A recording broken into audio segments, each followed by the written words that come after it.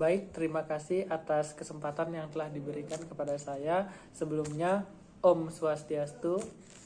Perkenalkan, saya Iwayan Aldi Wirasnawe dari mahasiswa kelas 6C D4 Manajemen Proyek Konstruksi. Baik, di sini saya akan menjelaskan kepada teman-teman semua tentang apa sih itu etika bisnis konstruksi. Baik teman-teman, pertama kita akan membahas secara umum terlebih dahulu teman-teman. Apa sih itu etika? Kemudian kita akan berlanjut kepada etika bisnis mengenai di konstruksi teman-teman. Oke, langsung saja mempersingkat waktu. Kita masuk pada etika secara umum. Baik teman-teman, akan saya jelaskan bahwasannya etika itu adalah filsafat moral mengenai tentang perilaku baik dan buruknya manusia untuk mencapai kebahagiaan teman-teman. Lalu bagaimana etika dalam bisnis konstruksi teman-teman. Oke, langsung saja saya akan menjelaskan kepada teman-teman juga bahwasannya etika bisnis konstruksi adalah penerapan dari prinsip yang ada di dalam etika dan juga nilai-nilai etika di dalam aktivitas kita yang berhubungan dengan dunia konstruksi teman-teman. Jadi bahwasannya etika dalam bisnis konstruksi itu penerapan nilai dan prinsip di dalam dunia konstruksi teman-teman. Kemudian etika bisnis konstruksi juga akan melibatkan tanggung jawab keberlangsungan dari usaha yang kita jalankan. Kemudian juga melibatkan dari tanggung jawab sosial, integritas, transparansi juga teman-teman, dan juga memperhatikan keberlangsungan lingkungan teman-teman. Kemudian saya akan juga menjelaskan kepada teman-teman bahwasannya beberapa aspek mengenai etika bisnis yang ada di dalam konstruksi teman-teman. Yang pertama yaitu aspek yang pertama yaitu integritas dan juga transparansi. Apa sih itu teman-teman? Jadi etika tersebut adalah etika yang berhubungan dengan bagaimana komunikasi kita terhadap dengan pelanggan teman-teman, dan juga mitra-mitra yang terlibat di dalam dunia konstruksi teman-teman. Oke, kemudian juga saya akan menjelaskan aspek yang kedua yaitu mengenai perlakuan adil terhadap seluruh karyawan teman-teman. Jadi aspek etika konstruksi ini adalah perlakuan yang adil terhadap bagaimana nanti adanya kasus dalam pekerjaan konstruksi nantinya teman-teman. Kemudian aspek yang selanjutnya yaitu mengenai kualitas dan juga kepuasan pelanggan. Jadi etika bisnis konstruksi ini melibatkan kepuasan dari hasil pekerjaan yang telah kita selesaikan teman-teman, sehingga pelanggan merasa puas nantinya. Oke, kemudian yang selanjutnya, aspek selanjutnya yaitu mengenai aspek tanggung jawab sosial perusahaan teman-teman. Jadi etika bisnis konstruksi ini melibatkan bagaimana perusahaan dapat berdampak positif terhadap lingkungan yang ada di sekitarnya teman-teman. Kemudian aspek yang terakhir sesuai dengan pengetahuan saya yaitu aspek yang berkelanjutan lingkungan teman-teman. Jadi etika bisnis konstruksi juga harus memperhatikan etika satu ini teman-teman, yaitu etika keberlanjutan lingkungan, yaitu etika di mana melibatkan dampak dari proyek yang kita laksanakan teman-teman. Jadi kita perlu analisis bagaimana dampak positif dan juga dampak negatif dari proyek yang kita jalankan teman-teman, mengenai etika-etika ini teman-teman, sehingga nantinya semua etika yang kita laksanakan berjalan dengan baik, sehingga dampak-dampak dari penerapan etika ini juga akan meningkatkan reputasi dari perusahaan yang kita miliki, teman-teman. Kemudian yang kedua, dampak kedua yaitu meningkatkan kepercayaan dari berbagai pihak yang ada, teman-teman. Masyarakat sehingga merasa puas, sehingga menjadi lebih percaya, teman-teman. Kemudian dampak yang terakhir yaitu perusahaan kita dapat berlangsungnya pembangunan yang ada di sekitar kita, teman-teman, sehingga perusahaan kita dapat secara berkelanjutan melakukan pembangunan dan berdampak kepada masyarakat yang ada, teman-teman. Begitu, teman-teman. Baik, teman-teman, kita lanjut setelah kita mengetahui bagaimana dampak dari etika bisnis konstruksi yang kita jalankan. Perlu teman-teman ketahui juga bahwasannya etika bisnis konstruksi juga memiliki prinsip, teman-teman. Jadi tujuan dari prinsip dari etika bisnis konstruksi di sini yaitu agar kita sama-sama mengetahui, teman-teman, bagaimana nanti dimensi etis yang kita jalankan dari bisnis yang telah berlanjut, teman-teman. Jadi prinsip dari etika bisnis konstruksi ini yang pertama yaitu prinsip sikap baik. Jadi dengan kita melaksanakan etika bisnis konstruksi, kita harus bersikap baik, teman-teman. Kemudian prinsip yang kedua yaitu prinsip kejujuran. Seperti yang kita ketahui, prinsip kejujuran ini kita harus bersifat jujur terhadap para pelanggan kita, teman-teman, mitra dan kolega-kolega kita, teman-teman.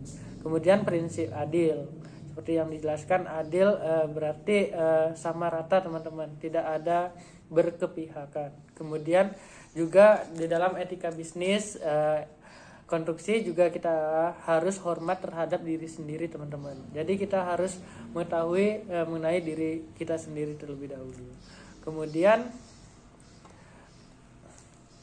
pada dasarnya etika bisnis sudah sepatutnya kita kembangkan, teman-teman. Tujuannya apa? Yaitu yang jelas tujuannya untuk mencapai tujuan-tujuan dari perusahaan yang telah ditetapkan, teman-teman. Kemudian secara spesifik tujuan dari etika bisnis konstruksi di sini yaitu menjalankan perusahaan atau bisnis yang seadil mungkin, teman-teman, dan juga kita juga harus mematuhi peraturan-peraturan yang ada. Bahwasanya kita melaksanakan bisnis tentu ada peraturan, baik itu peraturan dari daerah maupun peraturan dari pemerintah pusat langsung, teman-teman. Jadi kita harus patuh. Dengan etika bisnis ini kita diajarkan, teman-teman, bahwasannya kita nanti menghilangkan dari hal-hal yang tidak baik, teman-teman, seperti bersikap kurang adil. Jadi etika ini mengatur nanti bagaimana kita menjalankan bisnis kita secara adil dan menaati dari peraturan pemerintah.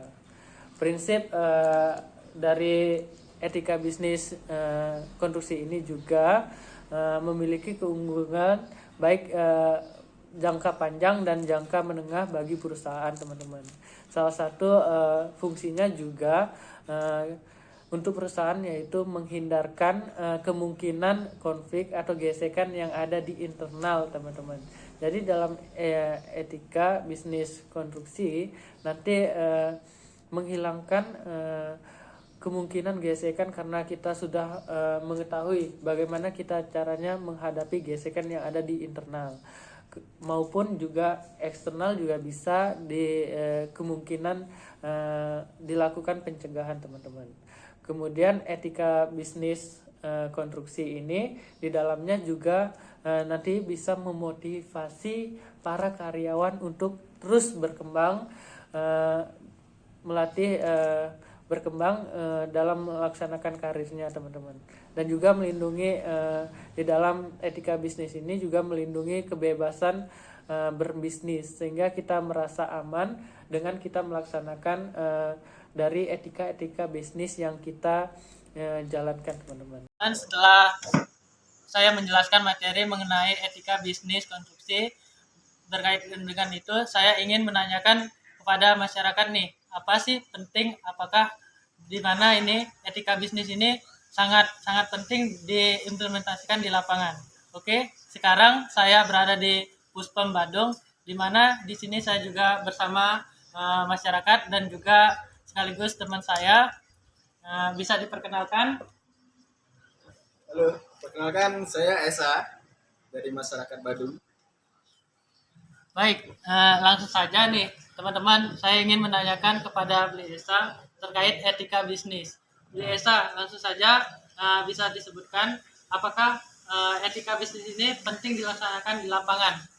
Kalau ditanyakan mengenai pentingnya etika bisnis, sangatlah penting. Kenapa? Pembisnis itu harus punya etika. Etika dalam artian norma-norma atau perilaku yang tidak bertentangan dengan norma aturan-aturan bisnis dan sebagainya. Begitupun ada salah satunya kejujuran dan sebagainya. Itu akan mempengaruhi bisnis yang kita jalani. Baik, di mana Bli ini juga seorang pebisnis, jadi implementasi itu ingin saya tekankan dan pertanyakan kepada Bli. Selama Bli menjadi seorang pebisnis, apakah etika bisnis ini dijalankan secara maksimal di dalam implementasi pelaksanaan bisnis? Kalau kita selalu mengupayakan untuk memaksimalkan menjalankan etika bisnis itu. Kembali lagi saya katakan tadi bahwa seperti contoh mengenai kejujuran, ya, kejujuran misalnya mengenai harga juga salah satunya ya, itu juga harus kita jujur juga. Jadi dalam artian tidak terlalu jauh dari harga pasaran dan sebagainya, dan berbisnis yang baik. Selain itu, saya ingin menanyakan kepada Bli, apakah ada tantangan pengimplementasian etika bisnis ini di lapangan? Apakah memiliki hambatan ataupun hal-hal yang lain bisa tidak terlaksananya etika bisnis dengan baik dan benar di lapangan? Kalau di lapangan sih sejauh ini belum ada kendala sih. Karena kita juga sering melakukan kegiatan sosial. Di sanalah etika bisnis kita bangun dari kegiatan sosial itu. Bagaimana kita komunikasi dengan masyarakat luas dan sebagainya, sehingga mempunyai daya tarik tersendiri oleh masyarakat. Baik, untuk pertanyaan terakhir saya ingin menanyakan kepada Bli terkait pengimplementasian etika bisnis di lapangan. Rate dari 1 sampai 10 itu berapa sih, Bli? Dan alasannya juga. Ya, kalau bisa 10 sih. Kenapa alasannya? Itu salah satu etika bisnis yang harus kita lakukan ketika melakukan usaha. Tidak melakukan kecurangan dan tidak bertentangan dengan masyarakat. Jadi secara otomatis konsumen akan tertarik pada bisnis kita. Kalau kita sudah jujur, kalau kita sudah berperilaku baik dan sebagainya lah. Baik, terima kasih Bli atas wawancara mengenai etika bisnis, dan juga teman-teman sudah mendengarkan bahwasannya etika bisnis di lapangan juga penting teman-teman. Selain kita mempelajari materi terkait etika bisnis, apa saja sih yang terkait dalam di penjelasan di dalam buku, kemudian kita implementasikan di lapangan apakah sesuai dengan atau selaras dengan materi yang kita pelajari. Begitu teman-teman. Baik teman-teman, setelah kita mendengarkan pemaparan materi dari saya dan juga saya melakukan sedikit wawancara dengan teman saya yang juga selaku pebisnis, bahwasannya etika bisnis harus dilaksanakan di dalam lapangan teman-teman. Ya, untuk memastikan kita bisa melakukan usaha kita dengan baik, bisa melaksanakan kelancaran kita dan juga menghasilkan pelanggan yang merasa puas dengan usaha bisnis kita teman-teman. Kemudian bahwasannya dari wawancara tersebut saya dapat menyimpulkan bahwasannya kita selain kita mempelajari etika bisnis secara materi, ternyata aplikasi di dalam lapangan juga kita harus perhatikan teman-teman, bahwasannya kita harus menerapkan 100 atau 10/10 sesuai dengan rate teman saya sebelumnya, bahwasannya kita harus mengoptimalkan sekali melaksanakan etika bisnis ini. Kenapa demikian? Karena ini berkaitan dengan kepuasan pelanggan juga. selain kita mengoptimalkan produk-produk kita yang kita tawarkan kepada pelanggan, teman-teman. Sekian pemaparan materi saya berkaitan dengan etika bisnis konstruksi. Apabila ada kesalahan kata, saya mohon maaf. Pada Brahman saya mohon ampun. Ada pepatah mengatakan, tanhana wang saya tahan lulus, tiada manusia yang sempurna, karena kesempurnaan milik ide saya yang lebih. Saya akhiri presentasi dan pemaparan materi ini dengan para Santi. Om Santi Santi Santi Om.